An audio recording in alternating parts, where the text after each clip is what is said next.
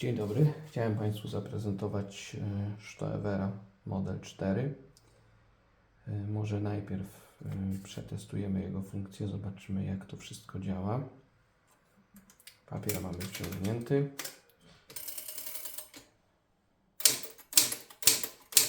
Ładna ozdobna czcionka, może słabo widać, potem zrobię zbliżenie.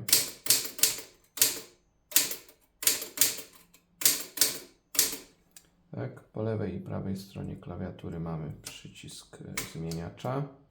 Przepraszam, tu jest tylko po lewej, bo to jest akurat zwalniacz marginesowy. Więc tutaj mamy, co też charakterystyczne, bo generalnie zazwyczaj są dwa zmieniacze. I z lewej i z prawej strony klawiatury. No więc tutaj mamy jeden zmieniacz po lewej stronie. Dzięki niemu możemy napisać drugi znak, który znajduje się na czcionce. W przypadku klawiszy z literami jest to wielka i mała litera. To jest taki dzisiejszy shift, powiedzmy. I tutaj mamy taką dźwigienkę. Po jej przesunięciu mamy stale wielkie litery, czyli dzisiejszy caps lock. Tak to wygląda. Wracamy z wózkiem na dół. Tu mamy suwaki marginesowe. Możemy nimi przesuwać tutaj po tej szynie. Od razu zaprezentujemy, jak działa dzwonek. Przy zbliżaniu się do końca linijki pojawia się jego dźwięk. Potem jeszcze kilka odstępów można przesunąć i tu nas blokuje margines.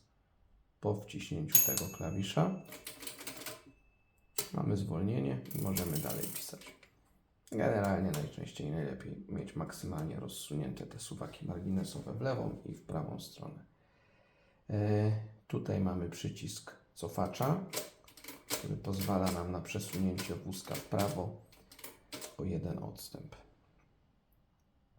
Z klawiatury, tutaj mamy klawiaturę numeryczną z dodatkowymi znakami specjalnymi i klawiatura z literami, pozostała część przede wszystkim.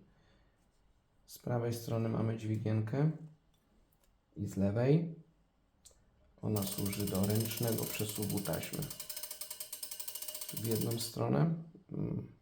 Zwalniając tą blokadę, możemy zmienić kierunek przesuwu taśmy. Teraz jest tak, że prawa rolka nawija, a lewa jest luźna. Tutaj mamy ten największy klawisz, to oczywiście odstępnik, dzisiejsza spacja. Pozwala przesunąć wózek o jeden odstęp w lewo.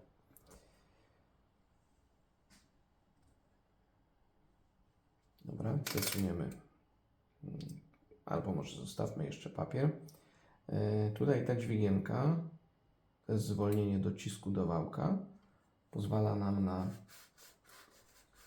przesuwanie papieru. Staje się on luźny w tym momencie. Gdy dźwigienka jest w swojej pierwotnej pozycji, papieru nie można poruszyć. Ale czasami jest tak, że wkręci się on trochę krzywo. Dzięki temu możemy go ustawić równo. Dobrze, wykręcimy papier, żeby zobaczyć maszynę w całej okazałości. Tutaj mamy dźwignię zwolnienia wózka, tak zwana przenośnia. Ona jest tu z prawej i z lewej strony. Dzięki temu wózek swobodnie możemy przesuwać w lewo i w prawo. Normalnie on się swobodnie przesuwa w prawo, natomiast po użyciu tej dźwigni możemy wózek też przesunąć w lewo.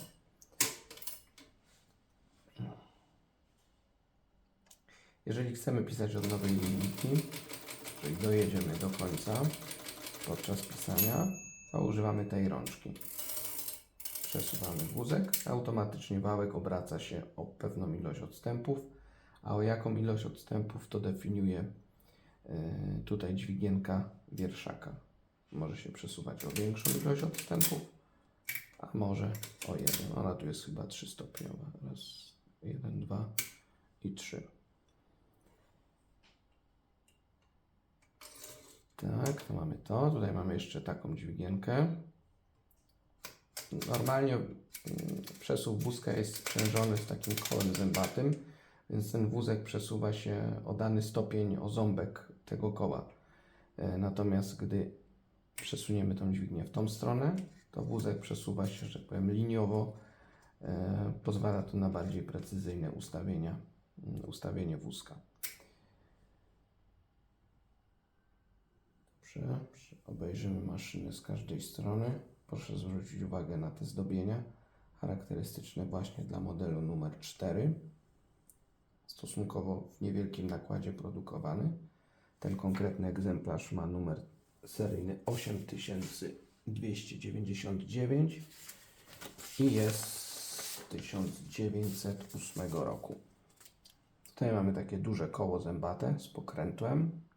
Pozwala ono na nakręcanie sprężyny, która znajduje się tutaj w bębnie, która decyduje o przesuwie wózka.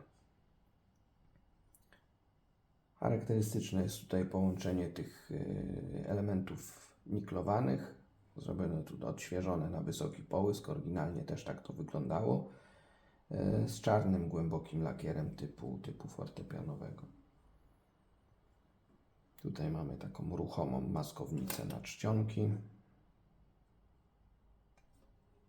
Wszelkie te napisy są tutaj tłoczone, no pięknie się prezentują.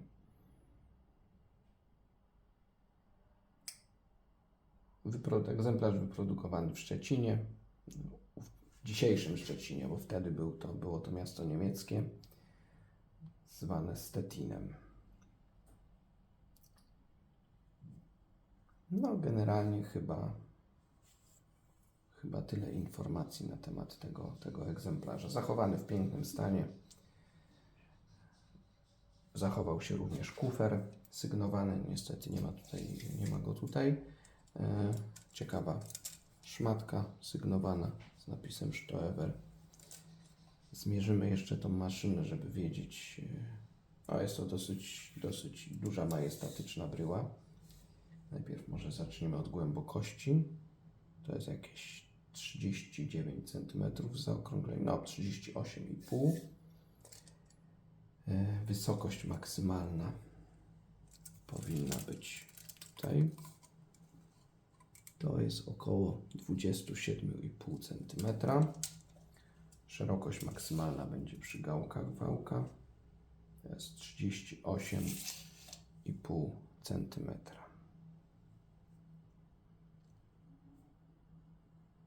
Myślę, że to tyle. Dziękuję za uwagę.